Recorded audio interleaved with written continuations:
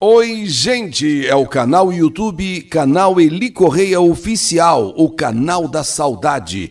Espero a sua carta, espero a sua história, na verdade, né? Para o e-mail cartasaudadeelicorreia@gmail.com. Mande para esse e-mail que eu vou narrar aqui a sua história. Vou contar também o que você viveu, certo? E olha, se inscreva, canal YouTube Eli Correia Oficial. Também estou esperando a sua inscrição.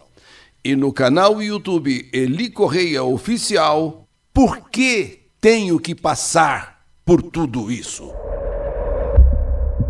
Resolvi escrever essa carta para você, Eli Correia, para o canal YouTube, como forma de tirar algo de dentro de mim. Sabe, algo assim que me dilacera, algo que me tortura. Acredito até que existam muitas mulheres que passam pela mesma situação que a minha. Mas antes de começar, peço que me chame de Ana, pois eu não quero e nem posso revelar minha identidade devido morar em uma cidade pequena onde todo mundo conhece todo mundo. E se você disser o meu nome verdadeiro, aqui na cidade, nessa pequena cidade, vai ser um comentário só. Eu nasci em um lar totalmente fracassado. Quando eu digo totalmente fracassado, é porque realmente não era um lar. Não tínhamos uma casa estruturada. Acima de tudo, não tínhamos amor nesta casa. Meus pais tiveram 5 filhos, dos quais eu era a caçula das meninas. E o meu irmão Marcos, o caçula de todos. Meus pais se separaram quando eu ainda era um bebê. Um bebê de mais ou menos 2 anos. E por incrível que pareça, me lembro dos traumas vividos nessa época. Lembro-me de que brincávamos no quintal de terra enquanto meu pai trabalhava. Embora a minha avó tentasse cuidar da gente, nos dando comida, mas era tudo numa única panela, que era colocada no chão, ali mesmo no chão, onde estávamos brincando. A comida não era suficiente para todos nós, mas minha avó fazia o que podia. Então ela pegava aquela comida, fazia lá uma mistura e colocava ali no quintal, a gente estava brincando. Então a gente ia comer na própria panela. Até que fomos divididos entre parentes para sermos cuidados por um, cuidados por outro.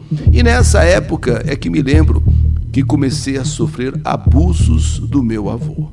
Não sei quantos anos eu tinha realmente na época, mas eu consigo me lembrar de sofrer esses abusos. O tempo foi passando e os abusos não pararam por aí. Também tinha os primos, que quando a minha tia, a qual cuidava de mim, pedia que eu fosse na casa de outra tia buscar uma cebola, buscar um bombril ou algo do tipo, os primos sempre me diziam que sua mãe estava lá dentro de determinado cômodo. E quando eu entrava, já era. Eu ia para esse cômodo e não tinha ninguém. E eles também, meus primos, abusavam de mim. Cresci com esse trauma de nunca poder falar nada para ninguém, pois achava que ninguém ia acreditar em mim. Minha mãe havia ido embora para a cidade dela. E as poucas vezes que me lembro alguém falando dela, é sempre falando mal. Que ela havia abandonado os filhos, que ela não valia nada, que ela não prestava. Bom, essas coisas. Era só isso que eu ouvia da minha mãe. As pessoas só falavam e falavam muito mal dela. Meu pai estava sempre por perto. Mas ele já havia reconstruído a sua vida com uma outra mulher, que, para dizer a verdade, era o diabo em pessoa. Meu pai me tirou da casa do meu tio, mas também não cuidou de mim. E foi nessa época que eu comecei a trabalhar apenas a troco de uma cama e um prato de comida. Vivi assim até os meus 15 anos, onde, cansada de mendigar, resolvi casar com esse que hoje é o meu esposo, com esse homem que hoje é o meu marido. E olha, digo aqui nessa carta, somente me casei para ter uma casa, uma casa e ter comida. No início, como eu ainda tinha uma certa inocência de como agir com o marido, eu achava tudo normal. Eu nunca chegava, aqui vai na parte mais íntima, eu nunca chegava ao orgasmo, como se fala hoje, mas se falava outra coisa. Eu nunca chegava ao orgasmo. E ele sempre perguntava se eu tinha, todo mundo sabe o termo que se usa, se eu tinha chegado aos finalmente. E eu dizia, sem saber bem o que era aquilo, eu dizia que sim, mas dentro de mim me perguntava do que ele estava falando. O que é isso que ele está perguntando? No fundo, eu não sentia nada, mas ele perguntava, você chegou finalmente? Você chegou ao orgasmo? De verdade, eu nem sabia o que era isso, o que era sentir esse prazer que as mulheres sentem no amor. Bem, o tempo foi passando e eu, com medo de perder meu marido, porque não tinha onde morar, não tinha como ganhar um prato de comida, sempre fazia o que ele queria, sempre. E com ele eu tive 5 filhos. Mesmo com ele contrariado, eu estudei. Fiz curso técnico e atualmente, acreditem, estou no 3º ano da faculdade. Percebi que o estudo nos traz muito conhecimento. E ainda que eu tenha casado só para ter casa e comida, eu nunca acreditei no amor entre um homem e uma mulher. Eu nunca acreditei. O único amor que eu acredito é no amor de Deus pela humanidade e no amor materno. Mas amor materno não da minha mãe, que essa pouco nos amou, nos abandonou, nos deixou aí ao Deus dará. Mas assim mesmo eu acredito no amor materno, porque tem muitas mães que são capazes de matar, de morrer pelos seus filhos. Nesse amor eu acredito. Acho que homem e mulher é somente desejo. Isso é o que eu acho, é o que eu penso. Já passei por psicólogo, já passei por psicanalista, psiquiatra, e eles tentaram me convencer que existe sim esse tal amor. Porque eu sempre fui franca, eu sempre fui sincera, eu não acredito no amor entre um homem e uma mulher, eu só creio em desejo, um pelo outro, sabe, carnal. Mas os psicólogos e psiquiatras têm tentado me dizer que existe sim esse tal amor. Mas eu ainda não conheço. Não sei se foi por causa da infância, ou se foi por causa dos abusos, que ainda hoje eu passo, só que hoje eu passo com o meu marido. Mas eu não acredito de verdade no amor entre homem e mulher. Como eu havia falado, o estudo traz conhecimento. E apesar de não ser mais uma menina inocente e ingênua, ainda carrego comigo muitos traumas e que hoje percebo ser devido aos abusos que sofri e ainda sofro com o meu marido.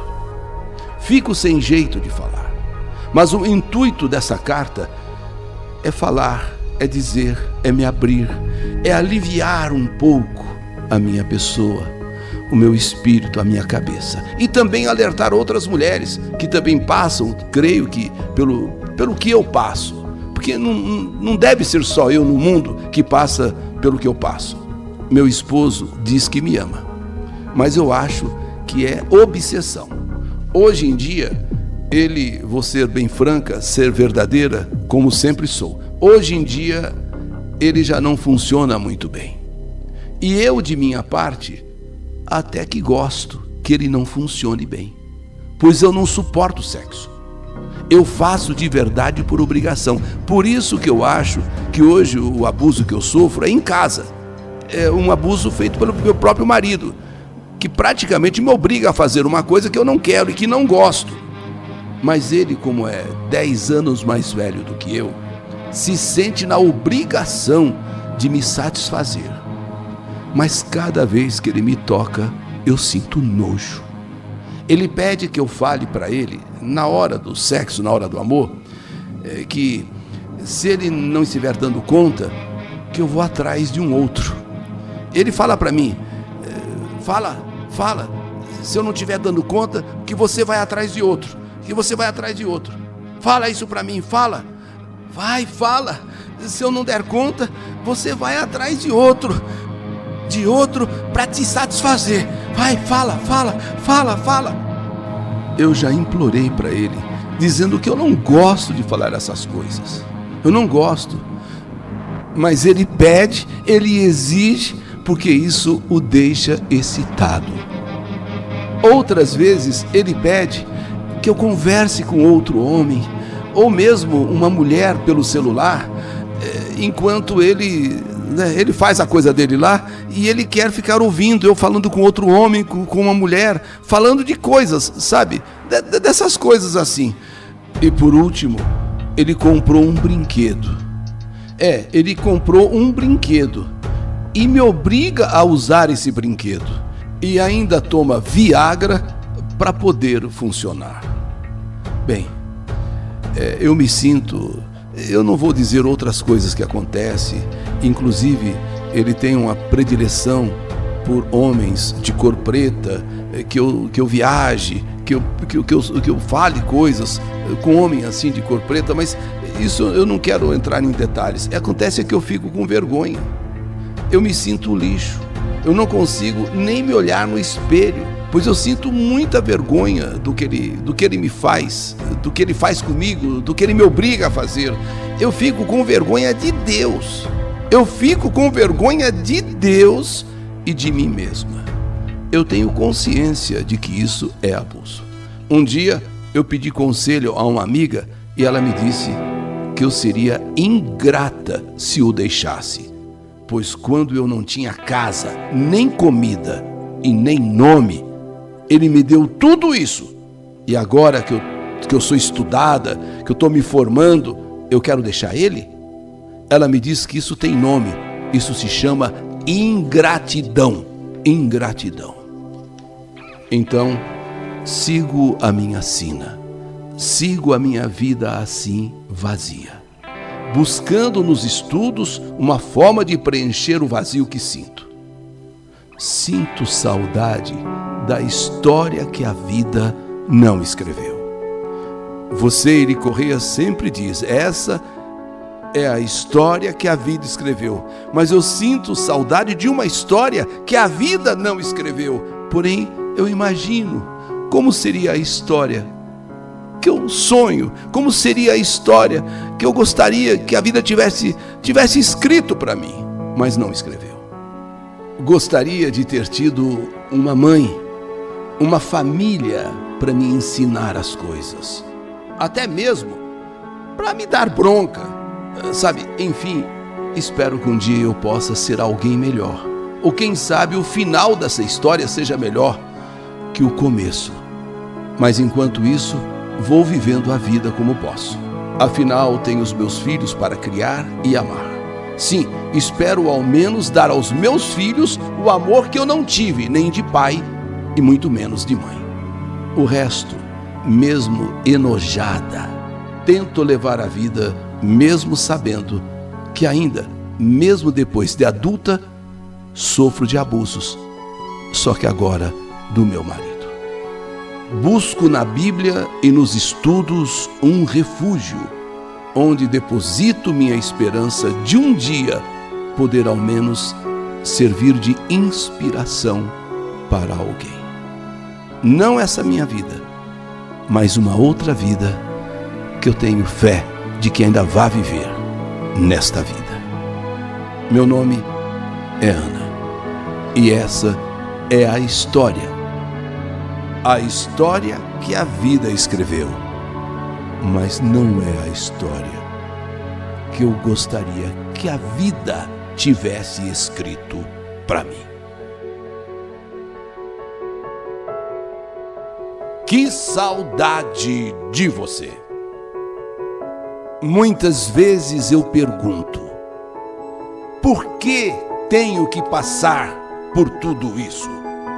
História do canal YouTube Eri Correia Oficial.